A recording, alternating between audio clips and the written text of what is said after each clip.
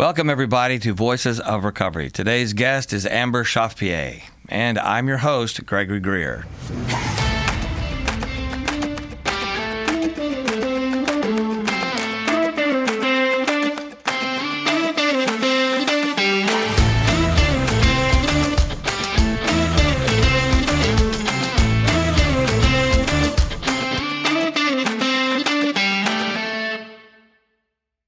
Today's guest is Amber Chauffepied. I have butchered her name for years, and today I hope I pronounced it correctly. Amber, hi. Hey, Greg. Thank you so much for being here, and I want to share the purpose of today's episode because your journey has a great value for how come Voices of Recovery was created. Its purpose is to unite the professional recovery community and the population we serve. And so I'm in recovery. I've been through treatment. Are you in recovery? I am. And have been through treatment. I have. Hoorah. And the thing is, though, many of us who go through treatment have professional backgrounds. And professional backgrounds meaning I was a counselor when I went through treatment in 2010, and I had a monitoring board that I had to report to at that time. And so in the field of treatment, there are many professionals that have said monitoring boards. Doctors, attorneys, pharmacists, anyone in the healthcare professional has a board that we work under. And so that board is to help protect the public. And so when we go through these, I mean, what are we experiencing? What is it like? And just last weekend, I was at the Judges, Lawyers, and Assistants program speaking to their retreat. And so you being here, what is your profession? I'm a registered nurse. You're a registered nurse. Where'd you go to school? Louisiana State University at Alexandria. Rocking good news. They call that ELIC down there, right? ELIC, LSUA. Alrighty. So today I'd like to talk about with you, I'd like everybody to explore, what's it like if I, went through treatment as a healthcare professional? What's it like to go in, experience what a board is, and then what am I going through? Because recovery is not just being in a board. It's kind of going through, because while there's a monitoring board, family members give someone who goes through treatment their boundaries in place. So I kind of like to do a correlation too. So they have a professional boundary, but our family members, they'll tell us all the time, oh, hey, if you drink one more time, I'm going to divorce you. If you drink one more time, I'm going to cut you off from the family, all that jazz. But a monitoring board says if you relapse or whatever, I guess your license gets suspended. You may get your license revoked in some cases. And so your experience of how you got into becoming either an alcoholic or an addict and then walking into the treatment modality and your experience with it, gosh, that's going to be fascinating. So I'm stoked that you're here. Thank you, Greg. I was an addict, addicted to opiates, mainly prescription opiates, for roughly 15 years. All through my nursing school, I was an LPN for 10 years, then I went to school for RN, and I was addicted to opiates probably from within my second year of being an LPN all the way through till 2021. How that got started, I've done a lot of research and work on myself through this whole process, and the only thing that I can come to understand with how that got started was it was a combination of unprocessed trauma from the death of my father when I was 20, coupled with postpartum depression, and then being prescribed opiates after having each one of my children from having C-sections. So the postpartum depression and the unhealed trauma, I was prescribed opiates, which in turn gave me euphoria and a happiness that I hadn't felt in a very long time. And back when I had my first child was in 2002. they were prescribing opiates with a refill. So you would get about 30 pills of Percocet 10 was what the first thing they had given me. And it was ordered to take 2 every 4 to 6 hours for pain. And you had a refill. So needless to say, it was overprescription of opiates that caused my addiction, because I know for a fact I no longer needed them, but I took them and I got my refill and took that too, because I enjoyed the happiness and the euphoria and the energy that it gave me. And you were an LPN at that time? I wasn't even. Okay, I had not even gone to LPN school when I had my first child. So when you were going to school, did they ever discuss? Because I have talked with graduating RN classes about, for those that go to school and it's like, man, I need some amphetamines. Oh, I'm sorry, I have ADHD. I need some Adderall, some Vyvanse so I can complete my courses. The thing is, they don't have a diagnosis. So when I speak to the graduating nursing class, I ask how many people are taking Adderall to get through courses, etc. Your doctor. I said, now be very careful. You are abusing a controlled substance. And should there be a conflict and your board has you drug screened, you don't have a diagnosis, you are now abusing it, and they may require you to do a 3-day or whatever evaluation to determine if you have an addiction, and then you got to go through treatment. And so I don't know how much education is given, because there were eyeballs looking at me like, what? Yeah, that's I'm glad you do that. I wish more people did that and it was available to have speakers, because back when I was in LPN school, we did not. No one ever talked to us about that. It just wasn't a thing. And again, it might have been because it was so long ago, because the opioid epidemic hadn't progressed to what it is now. But no, we didn't have anybody to talk to, or anybody that came and talked to us about that. Now, granted, I wasn't addicted when I was in LPN school. It wasn't until I got out of school that it started to become a problem. How it started was I began to sell prescription pills for extra money. And that's how it started. I had access. I think the taste of it first after I'd had my first child, and then I got my hands on a lot of it to sell for extra money, and I'd have a few extra to kind of be a profit to me, and I started taking those extra. And then I noticed that it would take more for me to get the euphoria that I was wanting, and it became to where I didn't even make a profit anymore. I was actually in the hole. And so I almost got in trouble with my board as an LPN, because I got drug tested because someone had reported that they thought I was on something, and I just so happened to test negative. That was the first red light, like, hey, you got to stop this, and I did. I stopped selling, and in the meantime, I had another child, got put on them again, and it sparked it back up even worse. And I'd say from that point on, that was where the addiction was full blown. I was now buying them off the streets. I couldn't go a day without anything. And then I had another death, which triggered all of that again. So it was just like a constant rolling ball of problems, I guess is how I viewed it. And I was in a constant state of survival, because I was a single mother and I was going to school. I finally had finished school, then I started school again, and it was just trying to raise 3 children by this point by myself, struggling to make ends meet with no help. I just was crashing and burning on a daily basis. How bad did it get? It got bad. I want to say in 2016, I sent my children to go live with their dad because I did not want them to be homeless with me.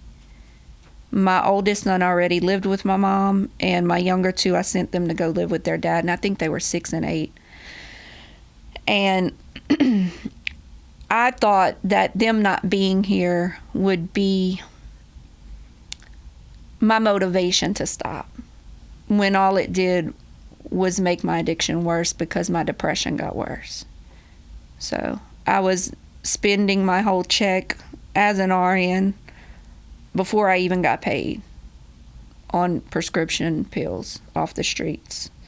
So I never got caught in school or in nursing in any of my jobs, and it's only by God's grace and mercy that I didn't get caught, because I know plenty of times I was nodding off at the desk. I would leave out of my whatever unit I was working in to go purchase pills in the parking garage of the hospitals. I mean, it got that bad. And as far as diversion, I know a lot of RNs get in trouble with diversion.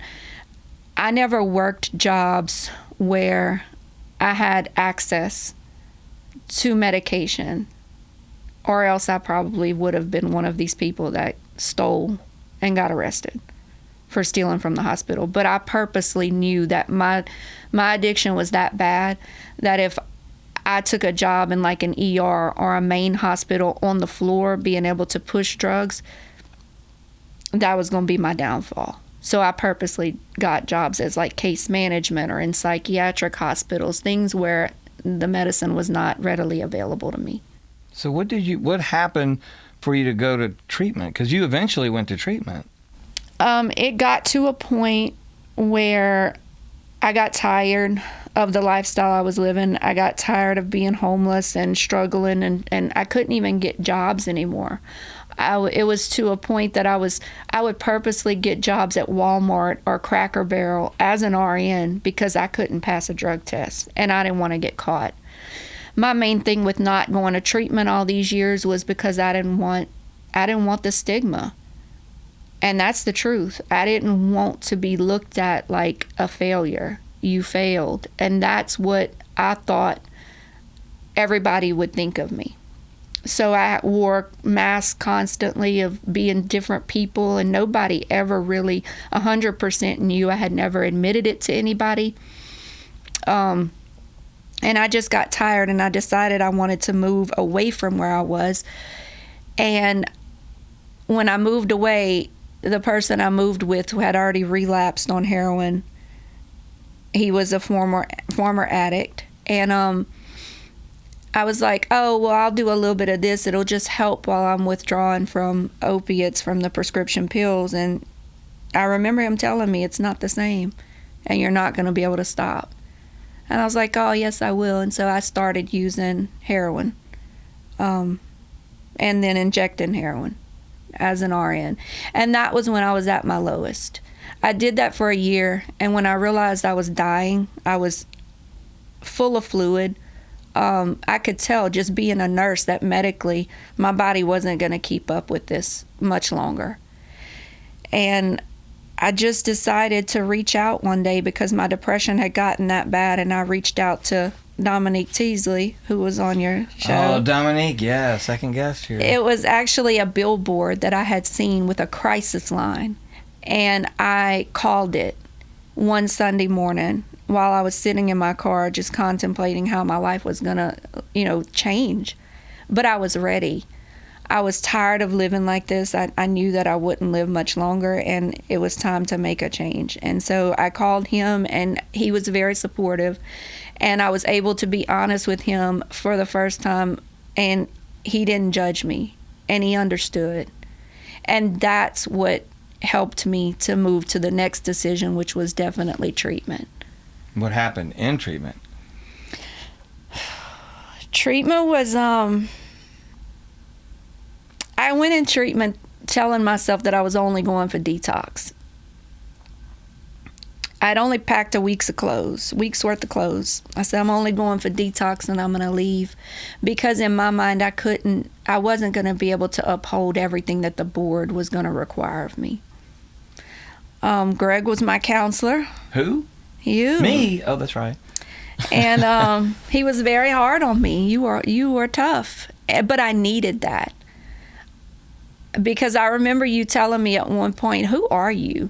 Like, I don't know anything about you. You won't let me call your mom. You don't have no family for me to contact. And all I can go off of is what you tell me. And I don't know if you playing me or not. And I remember you telling me that, and I cried.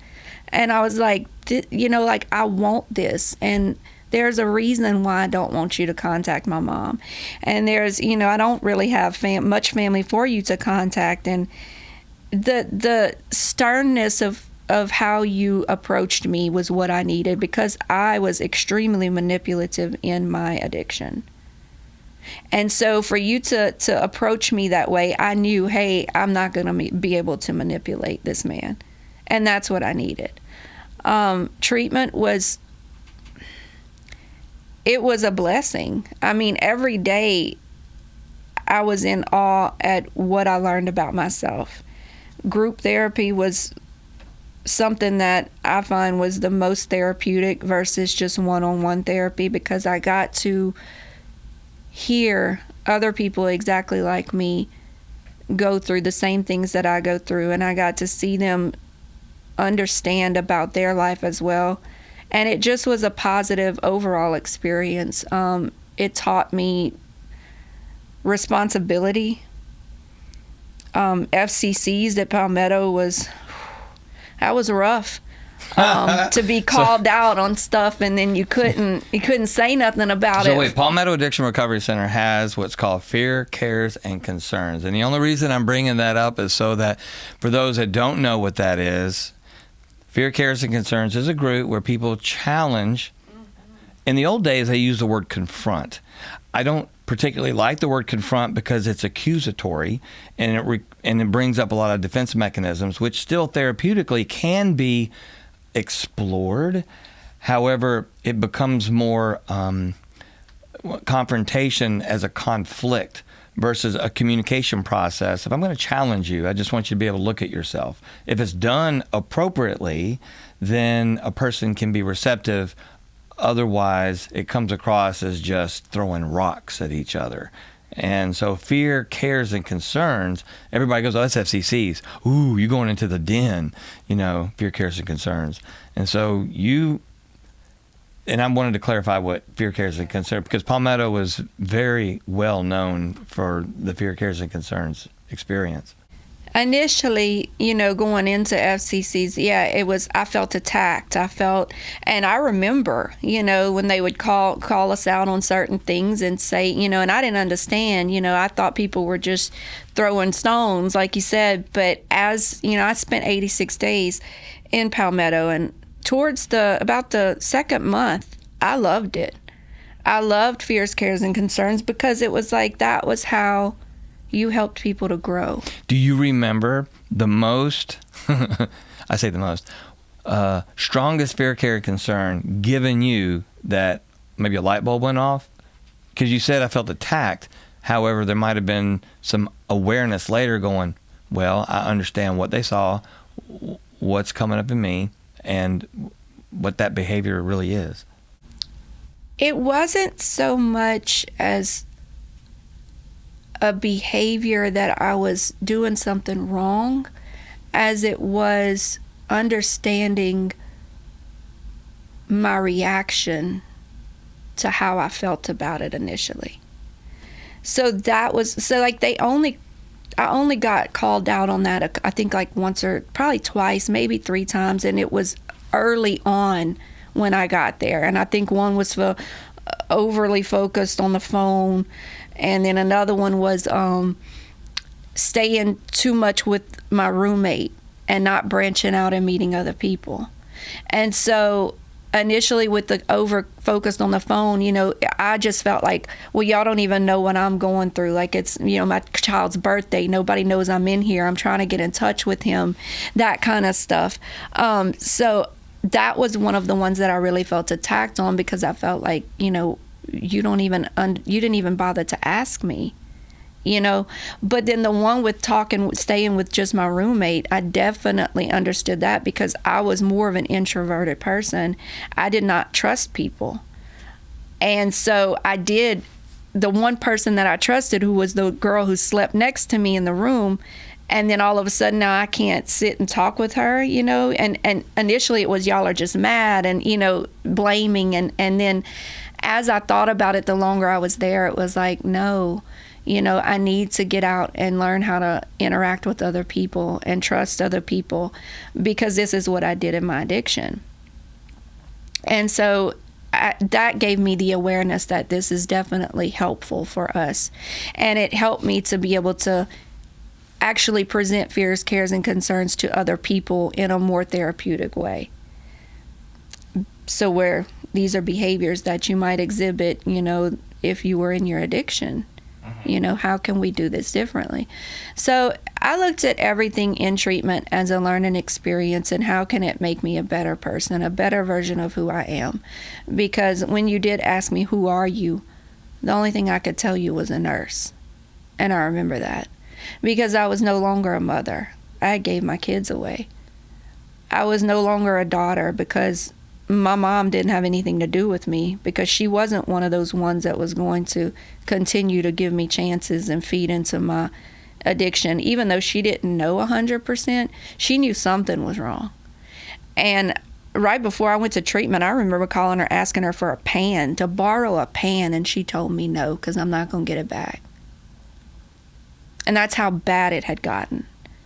And so it just, overall, treatment really helped me to understand where I was blaming others when I needed to look at myself, when my behaviors and my actions were all based upon my own thinking and my own way of living, and it had nothing to do with anybody else. And then how did you feel about being a medical professional in treatment? Because there's a communication, and so being a nurse, you're involved with what program? The RNP. So it's the Recovery Nurse Program. State Board of Nursing has this program available for people who are addicted or to drugs, alcohol, whatever, so that we can keep our license and we don't lose that as well, along with everything else that we lost because of our addiction. How do you feel about being in the RNP? Now I'm very appreciative and grateful. I believe the accountability for 5 years is one of the main things that helped me to stay sober. Initially, I was scared. I was angry that I was going to have to do this for 5 years, and all of what it entailed, which I thought was so overwhelmingly a lot. But then now I can sit back and look at it, like even the amount of money that I spend on drug screens, on yearly fees, on all of that doesn't equate to what I spent on drugs in 6 months. So at any point in time, did you feel it was punitive? Never. Okay. See, that's rare, and I affirm you for that. I know how difficult, how challenging that is. So I worked at Palmetto for 7 years, and I'm currently the director of clinical service at Red Hill Recovery, and I worked with physicians, nurses, attorneys, and pharmacists alike, and many of them felt it was punitive that they had to engage with any monitoring board at all. And I have sat in, let's say, the caduceus meeting. In my experience, I'd say it has been as an observer, a good 40% of them, this comes across like a bitch fest. This is, I'm being punished. I'm being punished for because I did this or I did that. And I've known professionals, once they complete the monitoring in JLAP, Judges, Lawyers, Assistants Program, it's called an agreement. It's not called a contract. It's called an agreement. And so once they've completed their agreement, and say it's the medical, foundation, what they do afterwards, they're no longer monitored, and so some will return to drinking, because I've had the relapsers come back, and they go, you were in the program before and you came back, and so then the recommended relapse track of that sort. So you not feeling it's punitive, that's pretty significant, very humble maybe. I don't know if the word humble applies, that I see this as an intervention of sorts. And I say intervention not clinically, but an intervention maybe spiritually, of redirection, because your experience thus far, like fear, cares, and concerns, to say, oh, this is a part of me that I do need to look at. And that really speaks well to you being integrity with yourself. Yeah, I just didn't want to ever go back down that road. And so, I only did one treatment facility. I never attempted any other times. And so I think How long do you have sober? April made 4 years. Congratulations. So, thank you. And I don't have any desire to go back. I don't. And I'm grateful that the board, the RMP is 5 years. I like to say that. A lot of people complain about that, but I feel like it was 5 years is needed of monitoring. And you went through treatment in monitoring, sober living, and then life continues. Life continues. So you get out of treatment to do what you're told to do. And that, again, that's how many professionals look at it. Let me do what I'm told. But then how do I face life? So I'm wondering if you could discuss how life continued with you. Well, I had to do a year in sober living per Palmetto and Greg's recommendations. I wasn't happy about that because I felt like I had to, more rules to follow. But again, everything was in God's plan because I was a rule breaker. I would do my own thing, and I didn't want to be told what to do by anybody. So here I was, almost 40 years old, and not able to even live life the way I should have been because I wanted to do things my way and nobody else's way. I lacked spiritual connection with any sort of spiritual guide at that point. I mean, I knew there was a God, but I didn't understand God, and I didn't feel God in my presence. So getting into sober living and learning to trust women was another challenge for me, but it was all in God's plan, and I could say that now because when I was 4 months sober, a year into sober living, my son committed suicide, my oldest son. And had I had to experience that not surrounded by a group of people who loved me and cared for me, I don't think that the outcome would have been what it is today with me. Whether it have been relapse or just a complete depressed state, I don't know what I would have done, but a lot of little God moments that happened prior to that was God setting me up to be in the right place that I needed around people that loved me. Even in AA, I mean, people that I had just met loved me through that time and supported me through that time. So life continued to happen, and even to the worst degree for me, because my biggest fear was losing one of my children.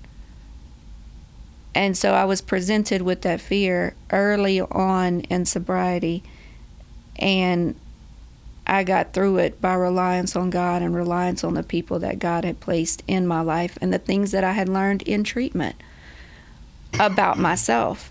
I read a lot of books. I read a lot of books, a lot of self-help books, and just books in general. I keep an open mind. So you're saying that you're reading a lot of books. Yeah. That kind of, I don't know if you directed you or gave you some insight. All of the above.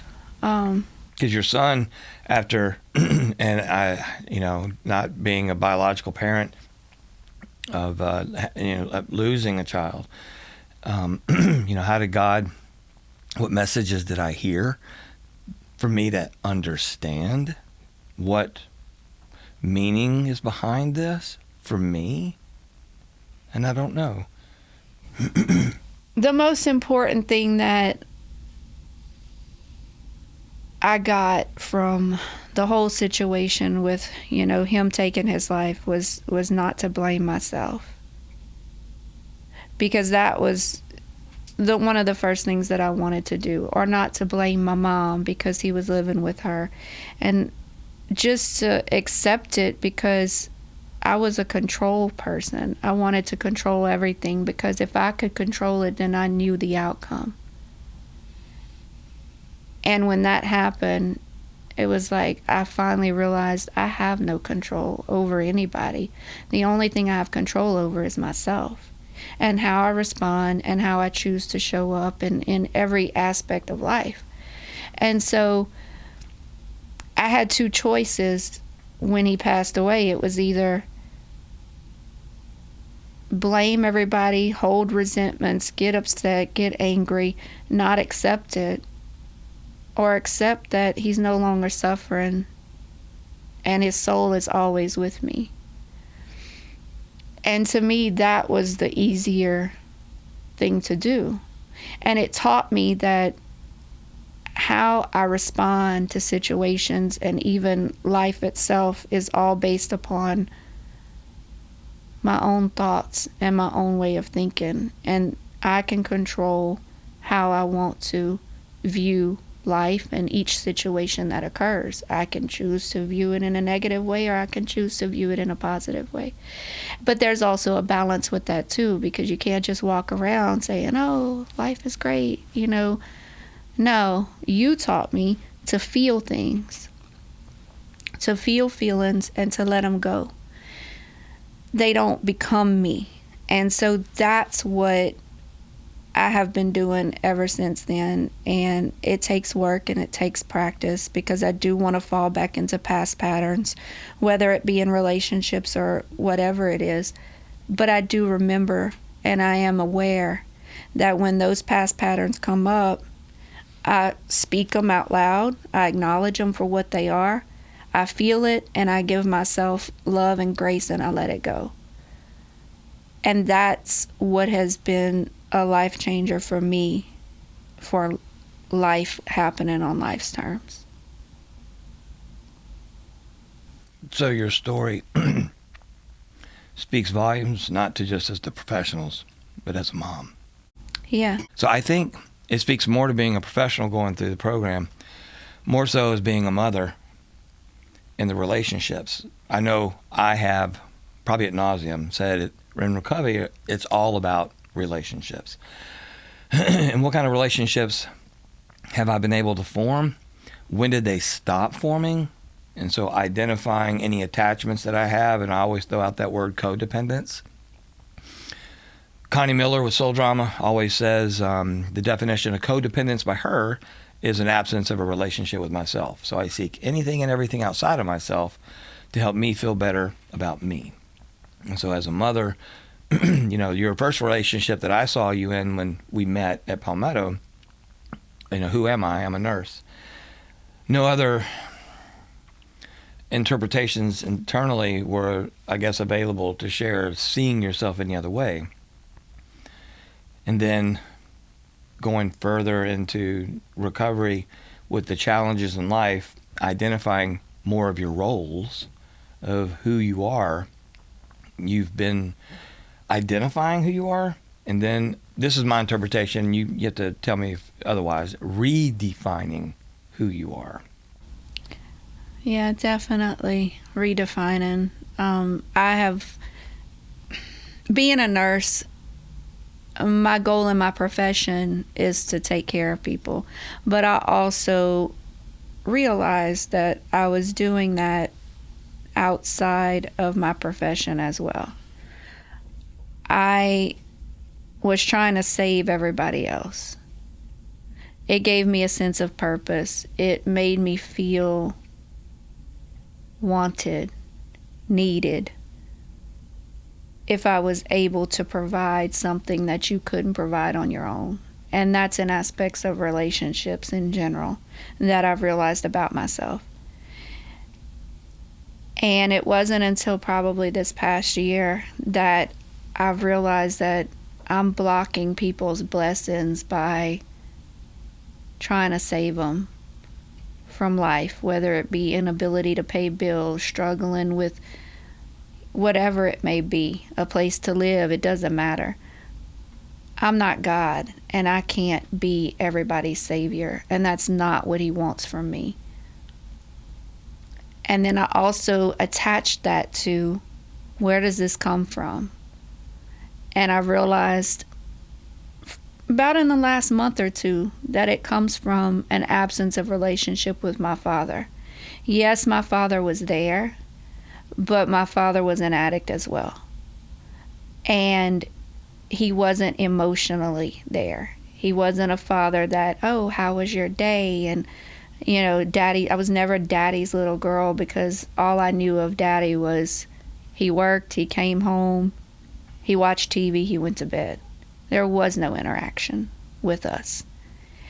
And I think it opened up a wound in me that I didn't even know was there, that maybe I needed to save somebody in order to be wanted, because ultimately I was trying to save my father when the roles reversed, and I was 19 years old and I was living with him, and he was on drugs and partying, and I knew he was going to die, and I would try to save him, and ultimately he died anyway.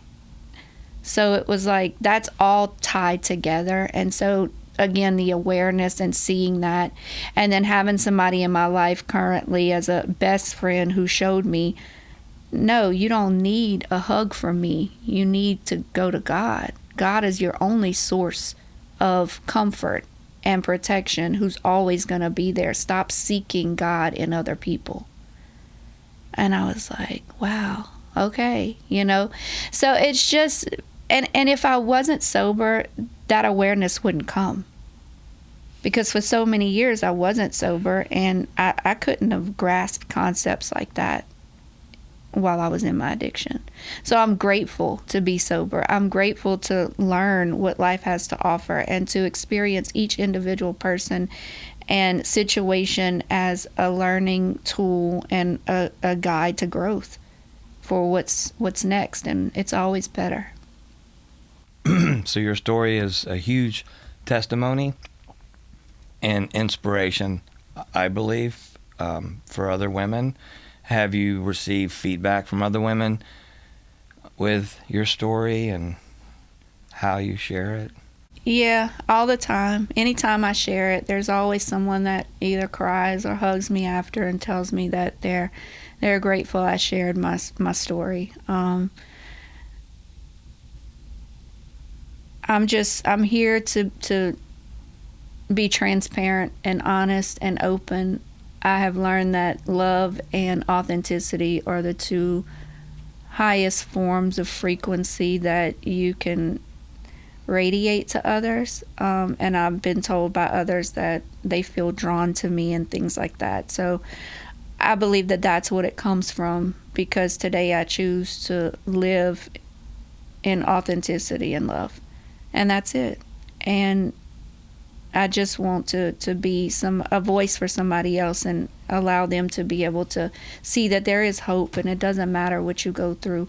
You know, there's always hope, because somebody's been through it and they got through it.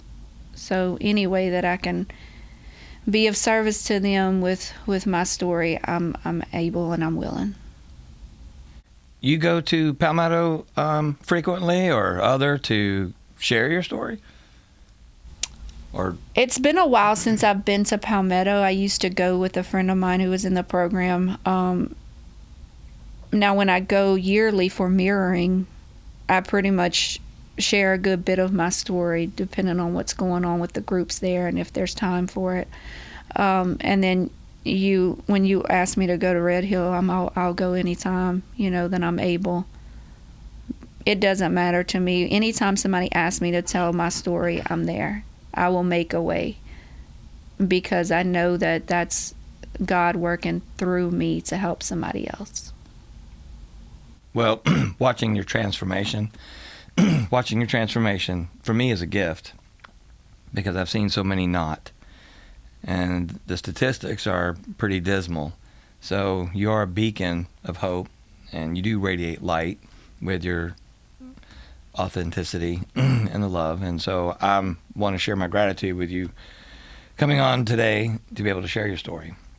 And hopefully it'll inspire others, because if somebody in the professional community needed some direction, is there any particular phrase or specific thoughts that you have that you put out to them? The only thing that comes to mind is read.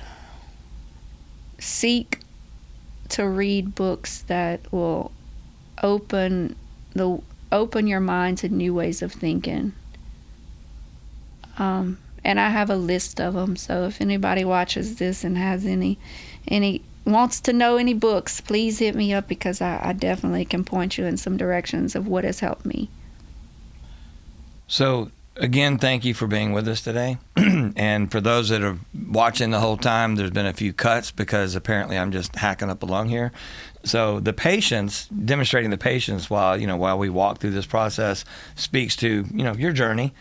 Next week, so I want to personally thank Amber Chauffepied for making it here with us today. Next episode, we're expecting Sean Bryan. Interestingly enough, also from the Palmetto community, will be here with us.